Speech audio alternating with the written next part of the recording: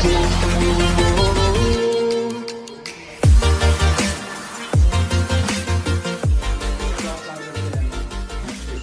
Number 10। उम्मीद करता हूँ जो क्वेश्चन नंबर 9 है आपको अच्छे समझ में आया होगा। तो आज हम डिस्कस क्या कर रहे हैं, अपना क्वेश्चन नंबर 10 डिस्कस कर रहे हैं। तो थोड़ा भी अच्छे से समझना है इसको, अच्छा क्वेश्चन है।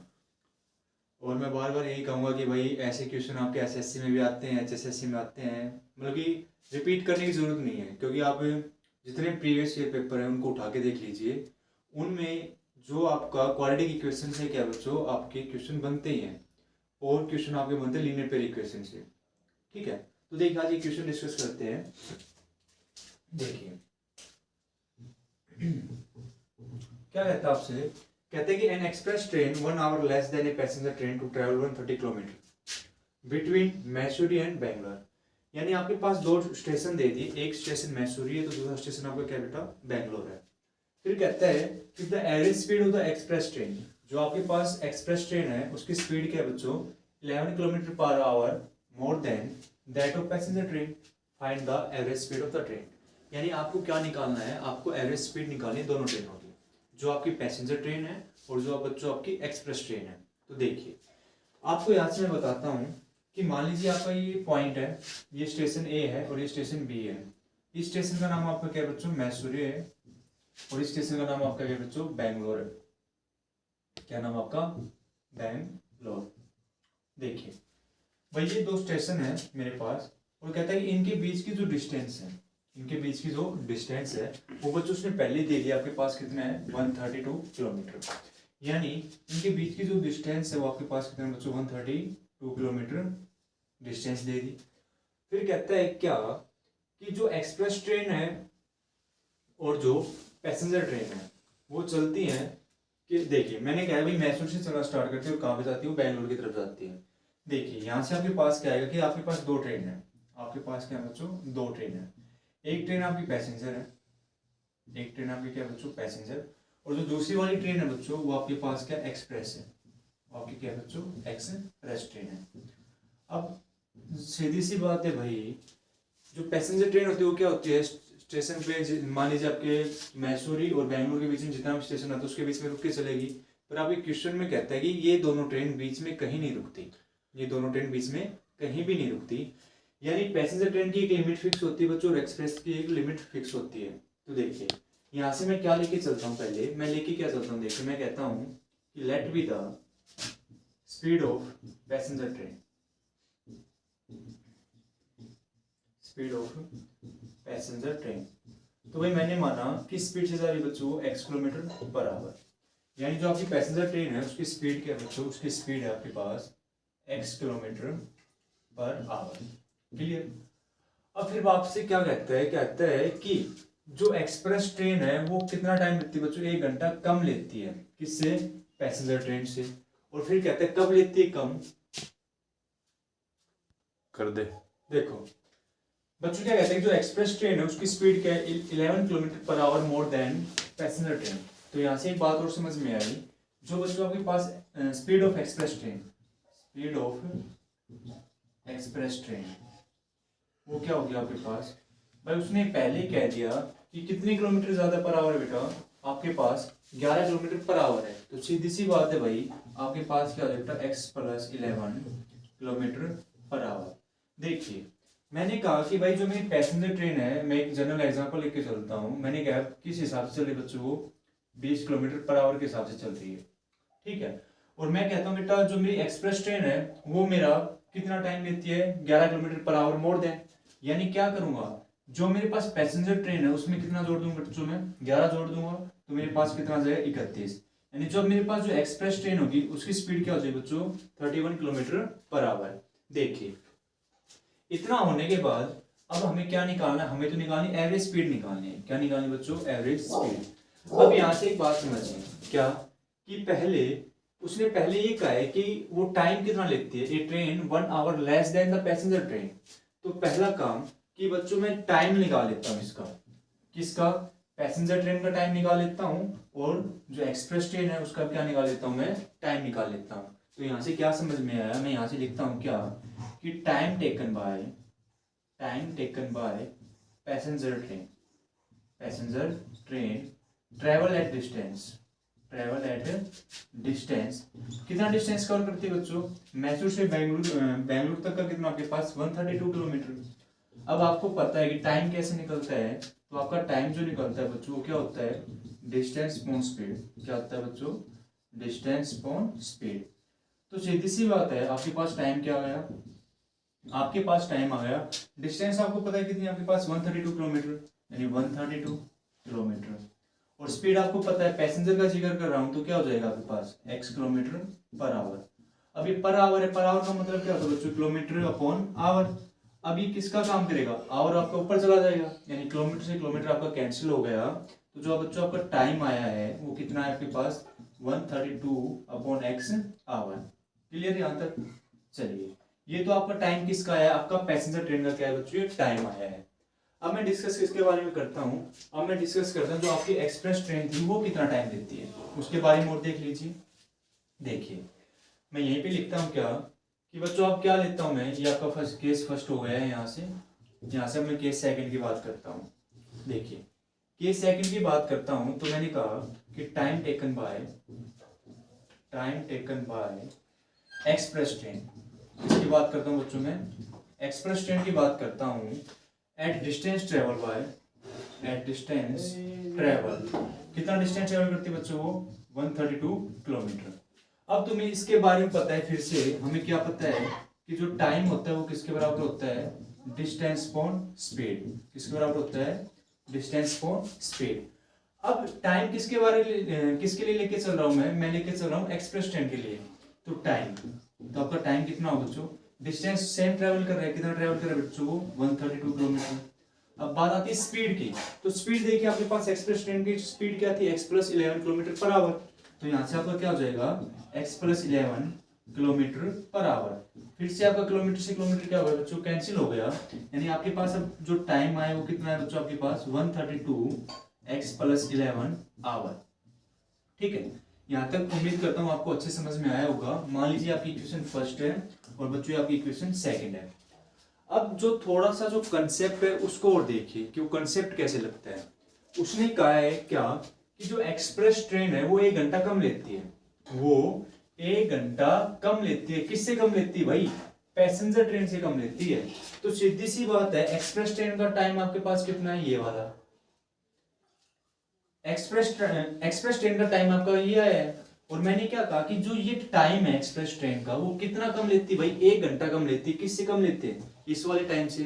देखिए, कहने का मतलब क्या है, मान लीजिए मैं एक जनरल मान के चलता हूं कि आपके जो पैसेंजर ट्रेन है, मैंने कहा कि भाई वो कितना टाइम लेती है? 4 घंटे लेती है किसी डिस्टेंस को ट्रेवल करने के लिए। यानी 132 किलोमीटर है, उसको ट्रेवल करने के लिए उसने कितने घंटे लिए बच्चों? 4 घंटे लिए। पैसेंजर की बात कर रहा हूं मैं, किसकी बात कर रहा हूं? पैसेंजर ट्रेन की। तो उसने कितने घंटे लिए बेटा? 4 घंटे। अब मैं बात करता हूं जो एक्सप्रेस ट्रेन की बात कर रहा हूं। किसकी बात कर रहा हूं मैं? एक्सप्रेस ट्रेन की बात कर रहा हूं। तो मैं क्या कहूंगा कि भाई पैसेंजर ट्रेन से मैंने कितना घंटा कम लिया है? 1 घंटा। यानी N express train 1 hour less then the passenger train. और मान लीजिए मैंने क्या कहा, एक्सप्रेस ट्रेन का मेरा टाइम कितना आ गया बच्चों? 5 आ गया, 5 आवर। और मैंने कितना घंटा एक्सप्रेस ट्रेन का मान लीजिए आपके पास आया बच्चों? 3 घंटा हो गया। कितना हो गया? 3 घंटा। और मैंने कितना कम लिया? 1 घंटा कम लिया है। तो मैं क्या करूंगा बेटा? -1 आवर कर दूंगा।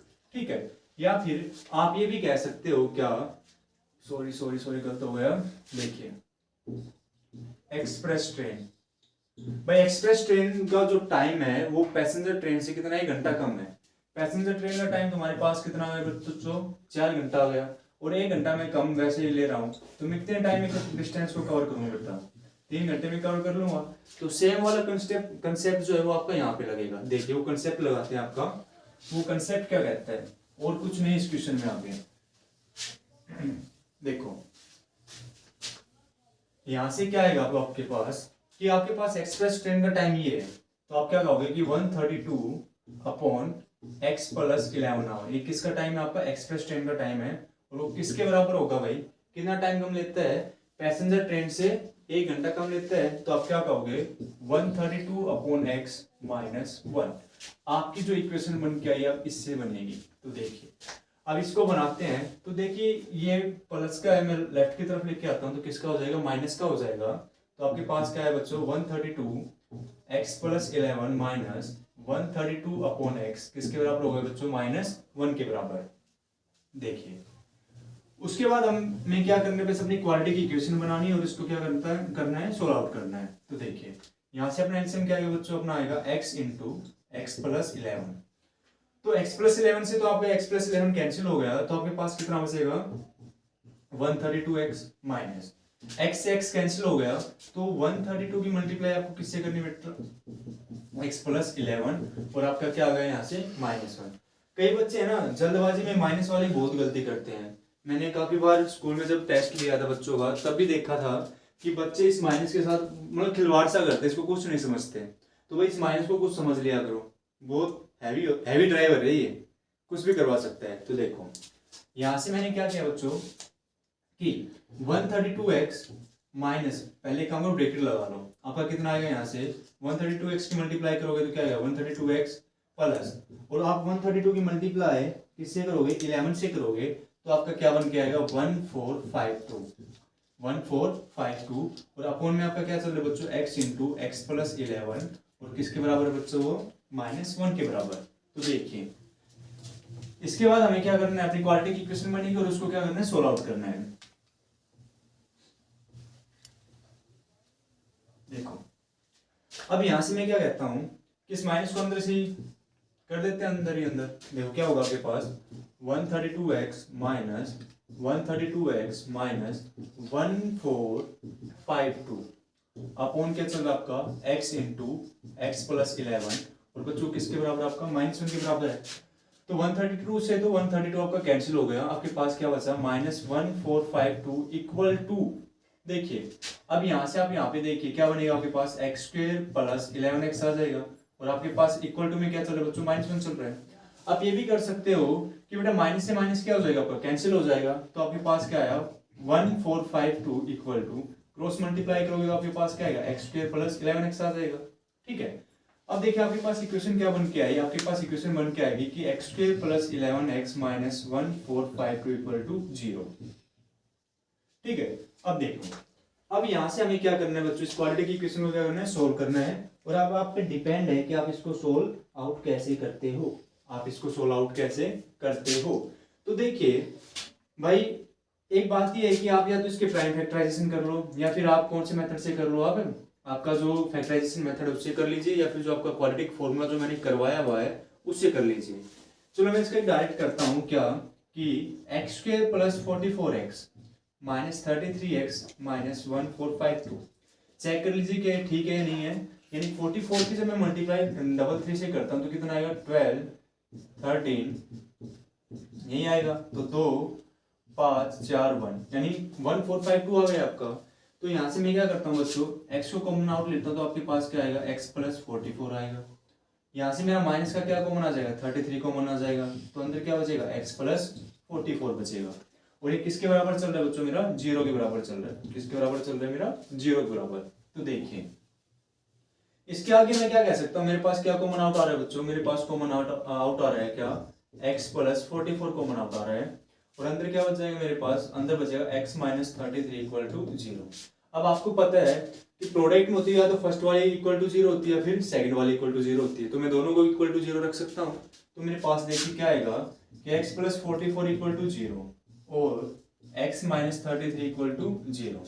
यानी यहाँ से मैं क्या कह सकता हूँ कि जो x की वैल्यू आएगी वो क्या आएगी बच्चों मेरे पास -44 आएगी और जो x की वैल्यू आएगी वो क्या आएगी बच्चों मेरे पास 33 आएगी। अब सीधी सी बात ये है कि बेटा कभी भी जो आपकी स्पीड होती है वो कभी डिक्रीज नहीं होती, वो क्या होती है इंक्रीज होती है।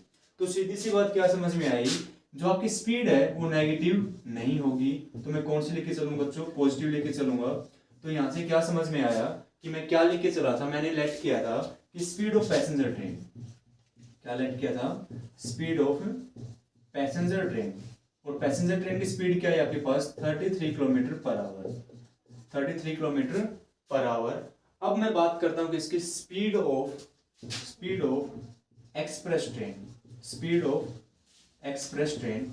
तो हमने क्या किया था बेटा उस स्पीड ऑफ एक्सप्रेस ट्रेन के लिए मैंने क्या कहा था कि बेटा वो कितना टाइम लेती है, कितनी स्पीड इंक्रीज कर रखी है उसकी, 11 किलोमीटर पर आवर स्पीड को इंक्रीज कर रखा है। तो सीधी सी बात है भाई, मैंने क्या लिखा था वहां पे, x plus 11 kilometre per hour लिखा था। तो यहाँ से x की वैल्यू आपके पास कितनी बच्चों 33 है, प्लस 11 तो आपके पास कितना आ गया 44 किलोमीटर पर आवर। ये आपकी क्या गई बच्चों, दोनों जो ट्रेन थी आपकी पैसेंजर ट्रेन और जो आपकी एक्सप्रेस ट्रेन थी, दोनों की स्पीड आ चुकी है। तो आई होप आपको ये क्वेश्चन अच्छे समझ में आया होगा और इसकी बार बार प्रैक्टिस कीजिए। जो इससे नेक्स्ट वाला क्वेश्चन वो भी इससे अच्छा है, काफ़ी अच्छा है। और आपके एग्जाम में हरियाणा बोर्ड वाले बच्चे जो हैं और सीबीएसई बोर्ड वाले जो बच्चे हैं, सीबीएसई बोर्ड वालों के लिए तो सेकंड टर्म में होगा ये, जो एचबीएसई वाले बच्चे हैं उनके एग्जाम में बेटा ये हमेशा आया है। मतलब ये लगा लीजिए अगर आपके 4 सेट आए हैं तो 3 सेट में तो ये वाला क्वेश्चन हर बार मिला ही मिला है। तो मिलते हैं अपनी नेक्स्ट वीडियो में, आज के लिए इतना ही। Have a good day.